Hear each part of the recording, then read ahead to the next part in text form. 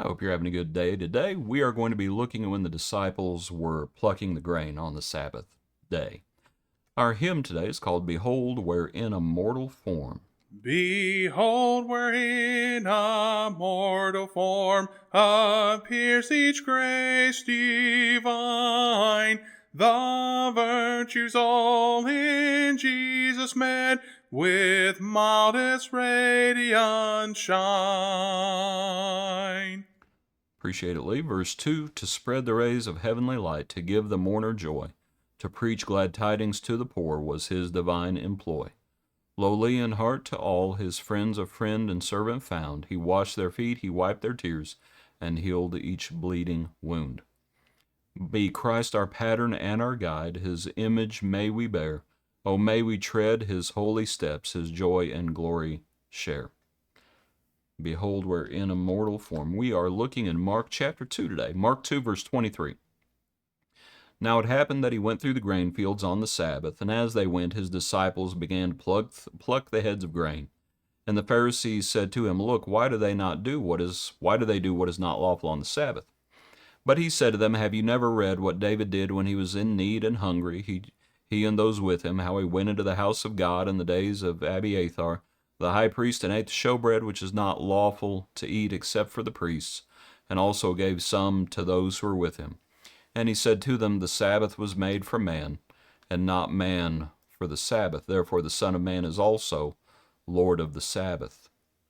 You know, it occurred to me that actually, when you look at this chapter, and that's one reason even though I'm showing these verses on the screen, I always encourage people to look at it in a Bible, in a physical Bible, in the book, and to see a little bit of the context. Because in looking at the context, there are actually 3 eating passages pretty much right in a row.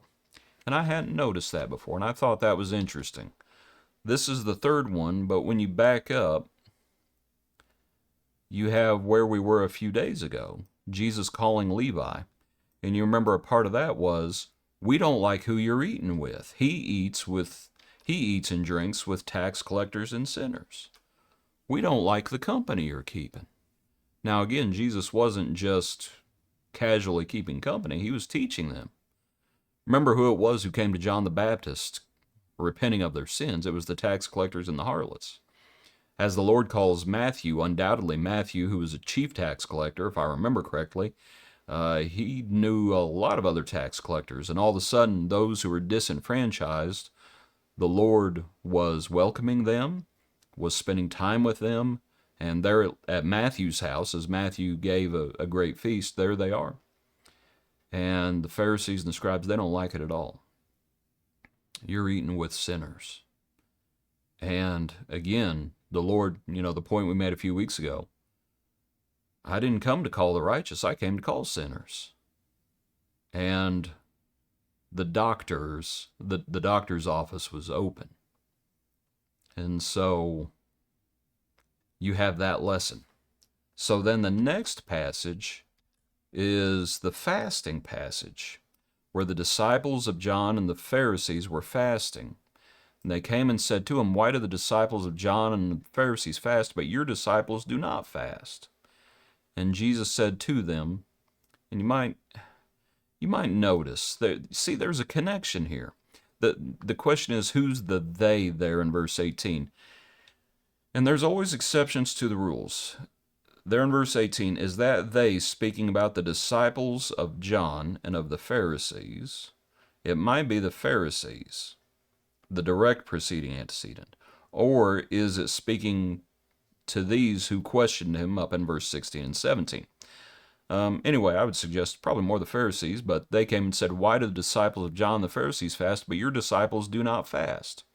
And Jesus said to them, Can the friends of the bridegroom fast while the bridegroom is with them? As long as they have the bridegroom with them, they cannot fast. But the days will come when the bridegroom will be taken away from them, and then they will fast in those days. And he goes on and speaks further about it. And there's points to be made about the old covenant and the new covenant and such things as that. But do you remember one of the things they said about Jesus? And it's when he's speaking about himself and John the Baptist, and he says, John came neither eating nor drinking, and you say, oh, he's got a demon. Now Jesus came eating and drinking, and what do you say? He's a wine-bibber and a glutton. And there was just no satisfying them. You know, if all of a sudden Jesus started fasting, and by the way, Jesus did fast. We know he fasted because he fasted. Now, their problem is with his disciples. But he fasted, right? In the 40 days, 40 nights, the temptation. I think we can also infer that he fasted when he's speaking about, the child who's demon possessed, who the disciples could not cast out the demon, and they say, why could we not cast it out? And he says, this kind only come out by prayer and fasting. And so the Lord had been fasting. But regardless, the disciples had, and Jesus gives the reason. There will come a time when they will fast. But there was just no pleasing the Pharisees. If they suddenly said, you know, you're right, we're just going to fast right now, the Pharisees would have found something else to gripe about. That's the truth of the matter. And things were changing. And the Lord is not coming up. The Lord did not come to just patch up the Old Testament. He came to fulfill the old law. And he did fulfill the old law. But that's the second eating passage. And then the third one is where we began, as the disciples are plucking the grain on the Sabbath. And they say, oh, no, you can't do that. And it's as though that was work to go through, and they're just shucking the grain with their hands. And they say, oh, and it's no, that those are your traditions. Those are your traditions, and we're not bound by your traditions. But also, he uses the example of David, and he says, you know what, you guys, what they were doing was they had become slaves to the Sabbath. I think that's a good way to think about it and phrase it. They had become slaves to the Sabbath, when what was the whole point of the Sabbath? It was to rest. It was to rest from your burdens. They were burdening people with the Sabbath. They had become slaves to the Sabbath. That's the point when the Lord says in the passage, the Sabbath was made for man and not man for the Sabbath. Therefore the Son of Man is also the Lord of the Sabbath. The Lord was keeping the Sabbath.